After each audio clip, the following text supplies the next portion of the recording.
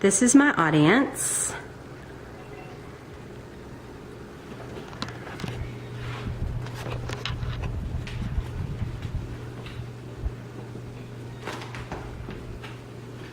Hello, today I'm going to introduce you to House Bill 308. But first, I want you to imagine you're a fourth grader and it's time for winter holiday festivities in your classroom. Sounds like fun, right? I am sure you can reflect on this fun time as a young child. Now imagine that you don't celebrate Christmas or Hanukkah and have been raised to not participate in such events because you are of a different religious background that does not recognize these holidays.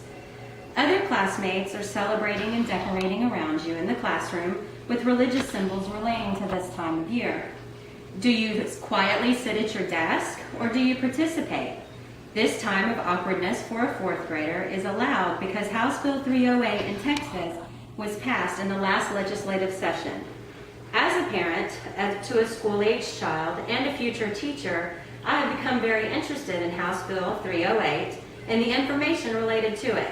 Today, I'm going to inform you why House Bill 308 was written, what the bill states, and my reflection of the bill as a parent and future teacher. I have provided each of you a copy of House Bill 308, known as the Merry Christmas Bill, as it is officially written. House Bill 308 was introduced by Representative Dwayne Bohawk and signed into law by Governor Rick Perry on June 13, 2013, and goes into effect September 1st of the new school year. This law was not written because any laws were broken or any current litigation, but for personal reasons of Representative Bohawk. On May 23rd, in the Huffington Post website, author Amanda Turkle wrote that Representative Bohawk told KTBC in Austin that his reason for introducing House Bill 308 came to be after picking up his 6-year-old son from school one day and being told by him that they had decorated the holiday tree with holiday decorations.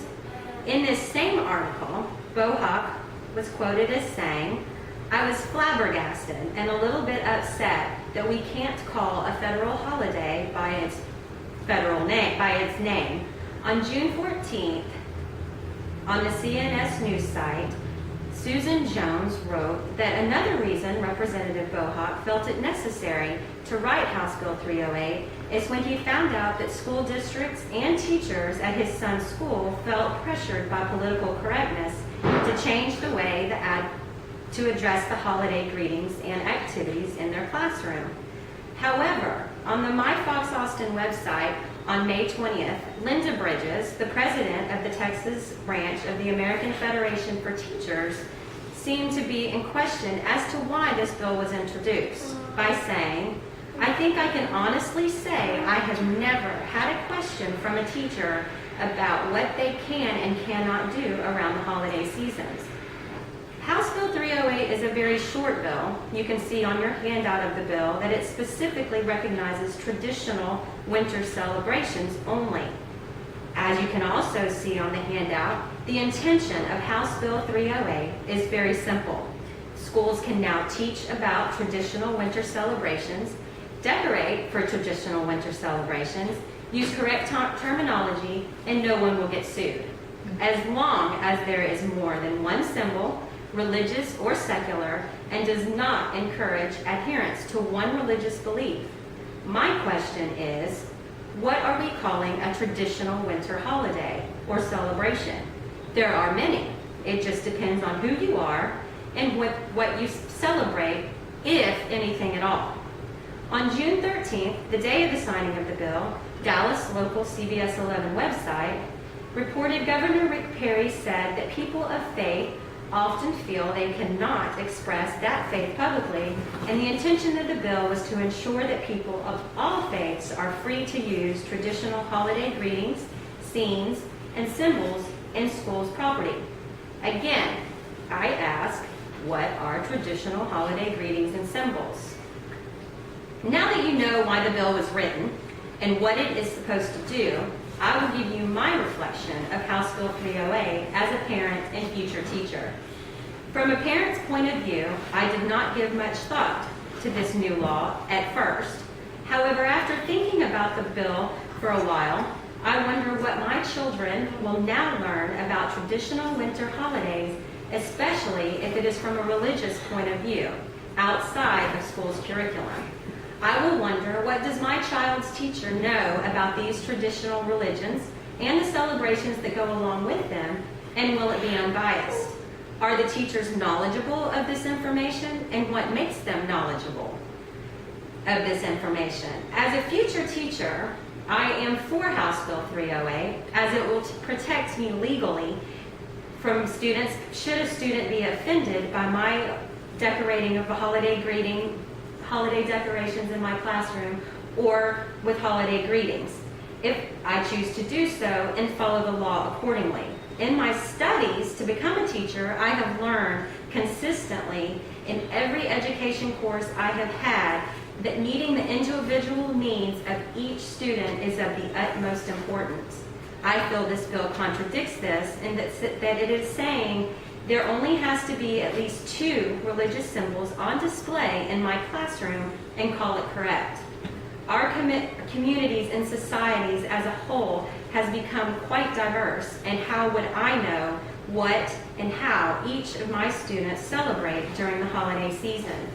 Who will decide what religious or secular symbols to display in school classrooms so no one is offended?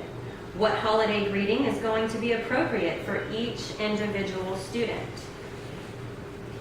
Unless religion specifically is in the school's curriculum, or it is actually my child is actively participating in it before or after school, I want to be the one to teach my own children about religion and answer their questions myself, not the school.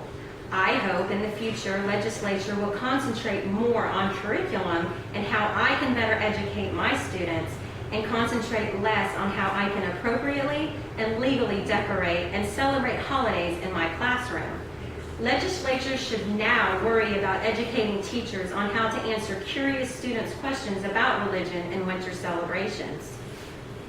Now that you know why House Bill 308 was written, what the intention of the bill is, and my own reflection of this bill as a parent and a future teacher, I hope you will take into consideration how this bill could affect teachers and students, even if it is just one student. If I were your child's teacher and you asked me if I could teach your child the correct meaning of what traditional winter holidays were, I would have to honestly respond, I do not know. Because I do not know what your child has been taught at home and what your beliefs of a traditional winter holiday are. I only know my beliefs, and they may not be the same as yours. I am a Christian. I celebrate the birth of Jesus. I acknowledge Santa and Christmas trees, and most of you probably do too. But just one of you may not, and I want you to think about that child that does not. Very good. Thank you.